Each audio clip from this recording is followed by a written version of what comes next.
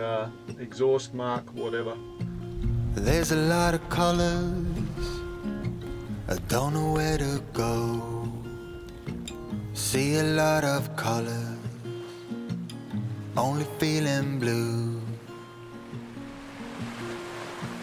There's a lot of colors, lost within a haze. Don't rely on others to get you through the maze. Welcome to Free Range Sailing. For those of you that are new here, I'm Pascal and this is Troy.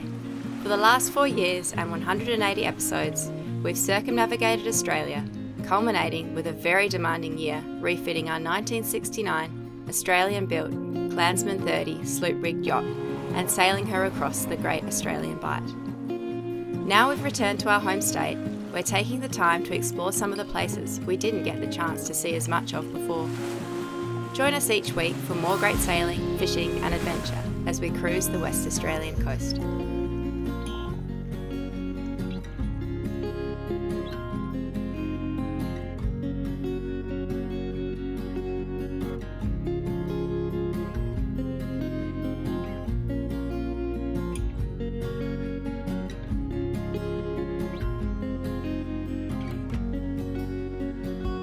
At the moment in the anchorage, what we thought was going to happen has happened. The wind's sort of died off and there's no particular current, so all the boats in the anchorage are just sort of doing their own thing. They're all hanging in different directions. When we came in, I just wanted to make sure that the Morella here, this big catamaran, it's a big steel heavy catamaran, I just wanted to make sure that its swinging space was unable to reach Marul, so we were hanging back towards it. And I just popped the drone up, just a little bit of a use of technology just to put my mind at ease. So we guarantee that we can't, if I'm swinging as far as I can that way and it swings this way, we're not going to collide. So now we can sort of relax a little bit. Dampier is an industrial town located on the Pilbara coast of Western Australia. Significant iron ore, natural gas and salt mining operations are run from here. It was quite a contrast to see an iron ore ship docking with the tall ship the Lewin II moored nearby. This magnificent vessel is run by a not-for-profit organisation taking young adults out for leadership training, among other things.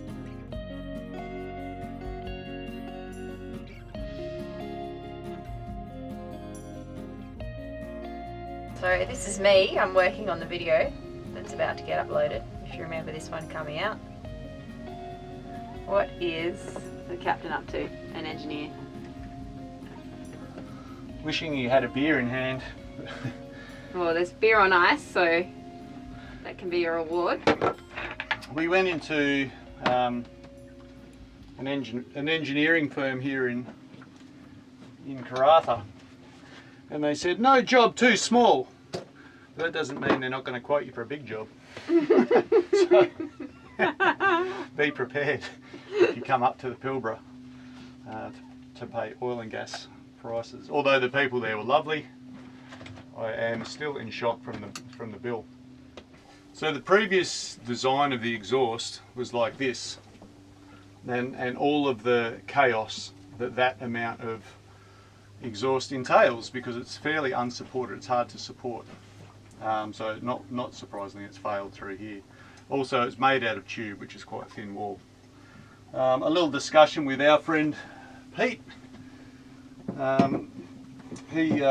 We talked about all sorts of different tubes and pipes and things like that. So I was going to go and get Schedule 10 pipe, but I've got Schedule 40 pipe now. And I've just made a basic straight up, come up 45 degrees and down. That's all I need, because really I just needed it risen higher than the water lift muffler. So this one's it's much thicker pipe, so it'll last a lot longer. And also just as soon as the exhaust gas comes out of the engine, it goes straight up to the required height, and the required height is just to stop water flooding back into the engine. It doesn't need to be any fancier than that. That is it. So there it is, the exhaust mark, whatever, aftermarket. So nice heavy pipe, Schedule 40 like I said. Just got them to skim it down so it takes the existing hose. If you haven't seen a wet exhaust before, hot exhaust is coming out of the engine It gets to this point, it mixes with water after it's cooled the engine, and then goes down the pipe and then exits the boat, and it mixes with water, and it goes through a water lift muffler, and like any muffler, that's there to quieten it down. Another way of just getting your waste hot water out of the boat but do more jobs. Yeah, so you've just got like a much smaller kink. The water's going to get to the exhaust a lot faster. Yeah, so you see we haven't lost anything in the height, Mm. and it's purely to stop water from, water ingress. All of our vibration issues, which probably were the bane of this thing, will be gone. That's and like I said, this is thin wall tube. Mm. So I'm glad to see the back of it. Good riddance. So long, tube. All right, well, I'll put this on. Less chat, more mechanicking, and then I can drink a beer.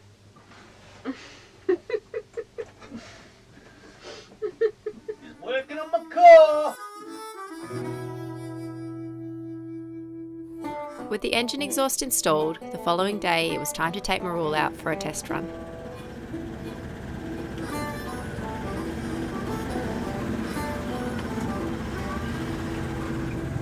No legs? No legs. That's good because we're engaged in a bit of boat washing at the moment.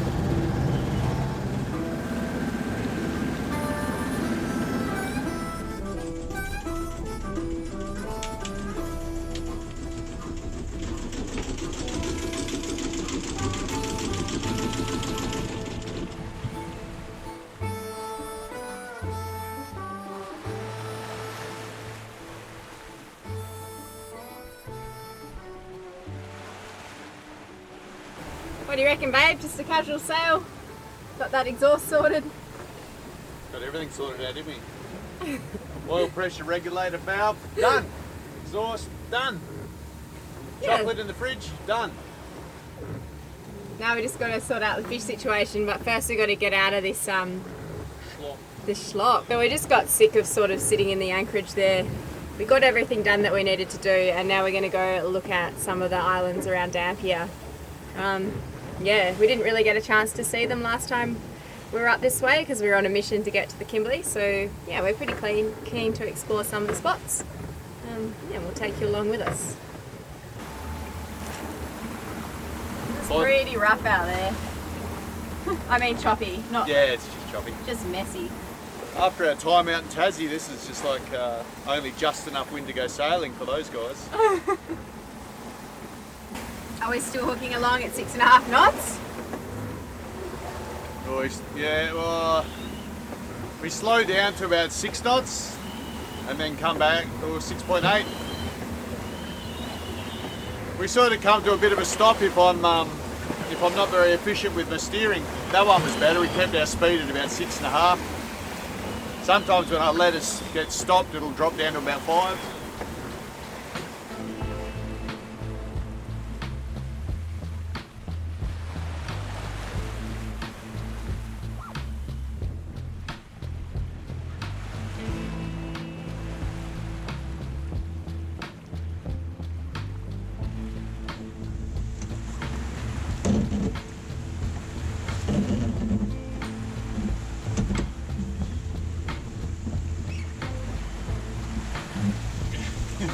Woo! Surfing. Indeed. With Marul safely anchored, it was time to do something about our no fish situation. Instead of our normal trolling rod, I decided to use one of our casting outfits that I could troll with, or cast, as the opportunity arose. Despite changing the outfit, I was going to stick with our favourite trolling lure. Coming into the anchorage, I'd seen a large mooring buoy and it had had some bait fish being scattered around it, indicating that predators might be underneath. These trolling lures operate quite well at between 4 and 6 knots.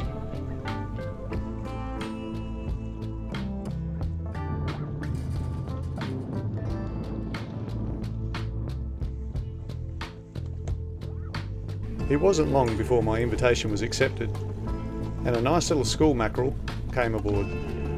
These fish often hang around in schools, so I thought I might be able to snag another one.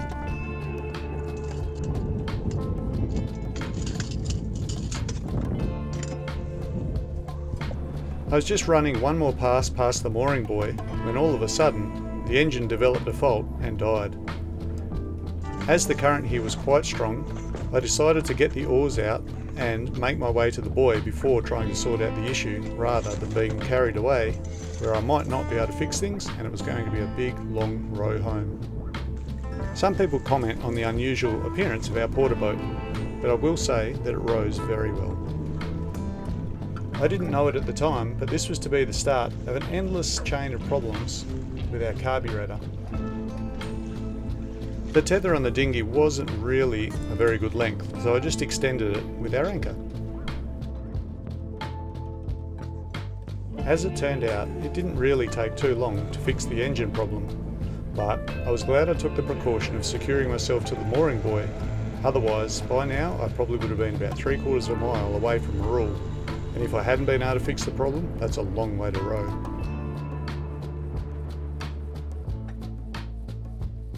After this little fishing trip, it was good to get home.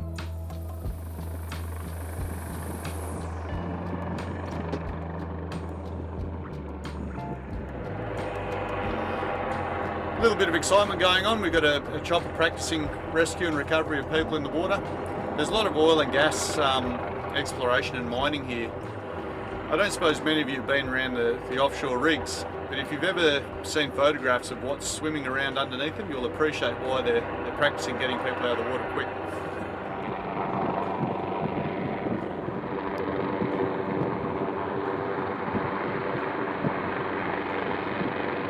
Oh, it's going all the way up. Dunk him back in. It's like a tea bag.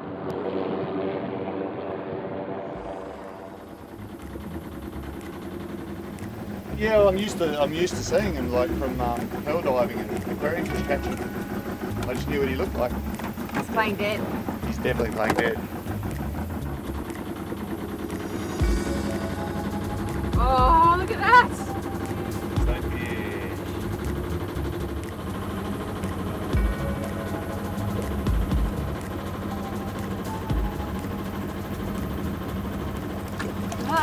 Those spines on the top, they're the bad ones. Good spotting, Dale. He just looked like just a bunch of weeds sitting on the top, but I could see that he was a stonefish.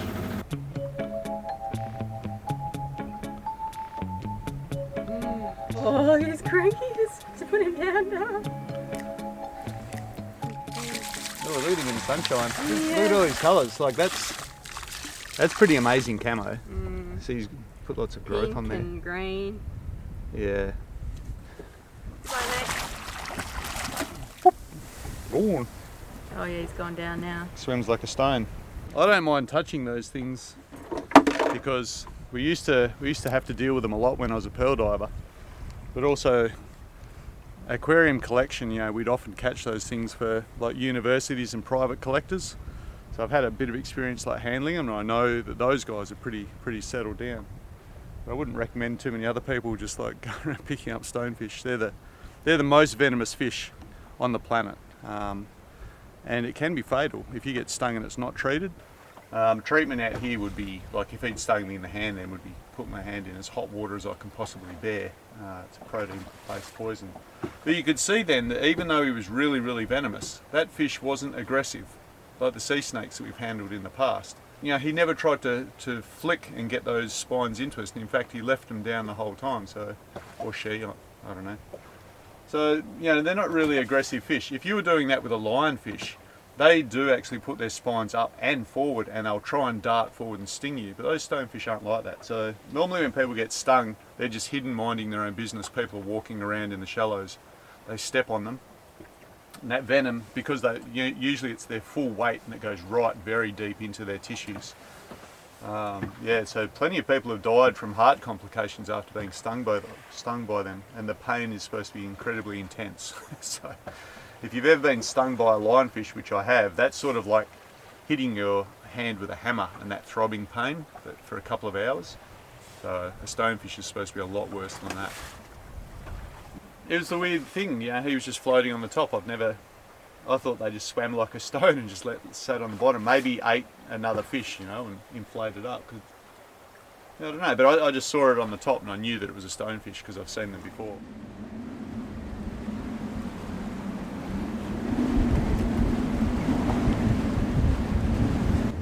So this is very much a feature of boat life. We've been having quite a lot of strong winds most mornings, and we've had to spend the time in the boat getting up to other chores. I mean, I keep busy making videos, and Troy's been kept pretty busy doing maintenance. But yeah, sometimes you just have to sit it out for a few days, or the majority of the day until the winds ease. It's just too damn windy to set up the dinghy and go ashore. Well, so you don't really want to leave your boat when it's windy like this. You want to be with it in case something happens to the anchor, right, Troy? Yeah, we want to go ashore on that shore. Let's look at the shore. Yeah, we want to go ashore and have a look at some. We think there's some petroglyphs, some Aboriginal art on the other side, but that's the onshore side of this channel that we're in. So we're just going to have to wait it out. Yesterday we went and had a fire, but that was on the offshore side, and it was quite sheltered, but the winds weren't nearly as strong as they are now. I think it's blowing over 30 knots. The wind generator's been cut out all morning. It can't deal with the strength of the wind. So we're just here, and I'm going to fire up the computer and get some more editing done. What are you going to get up to, Troy? You're irritated, aren't you, Dal? I'm irritated by our wind generator. That's what you need to know about wind generators. You've got a narrow band of wind that they're happy in. Ours is between 10 and 20 knots, basically. Somewhere between 10 and 12 knots. It's a grim situation. Like if you're in a really windy spot, they stop themselves to from overspinning to protect themselves. So even though we've got all this wind, we're not getting any power out of it. I can turn off the anchor light. That's not really going to make much difference.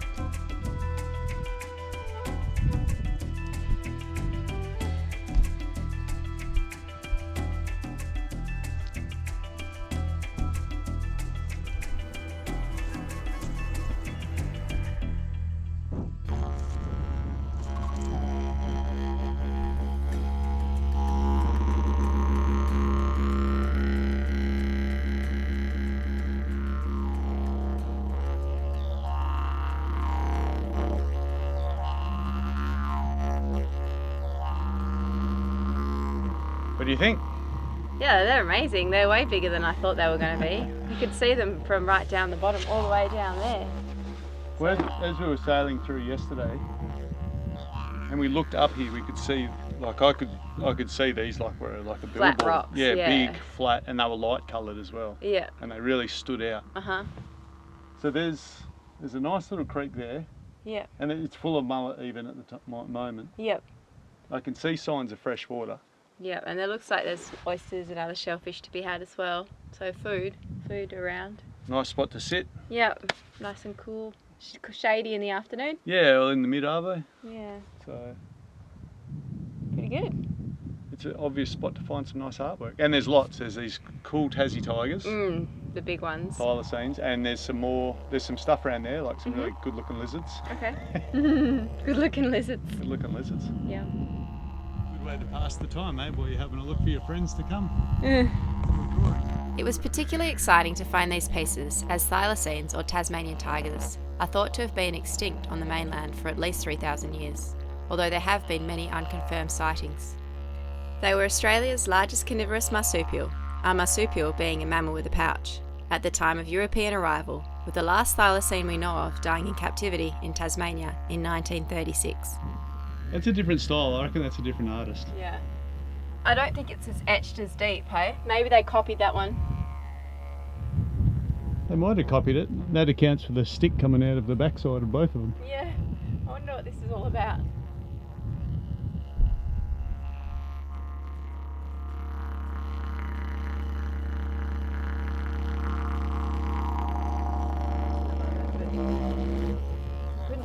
close.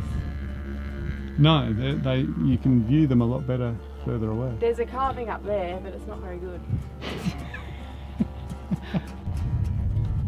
This is a time where bare feet just pay off. Yeah. I like that, the tail's just gone. Oh, I think it might have been part of that rock, but the rock's cracked. Etchings are crazy up there. Etchings on this bit here.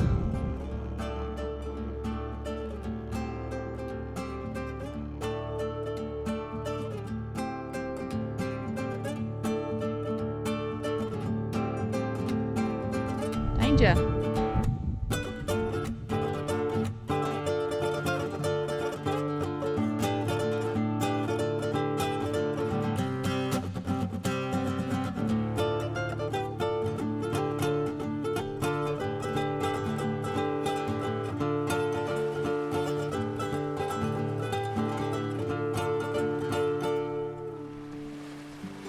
If you enjoyed the video, hitting the like button helps to get this video suggested to like-minded people. Thanks in advance and see you next time.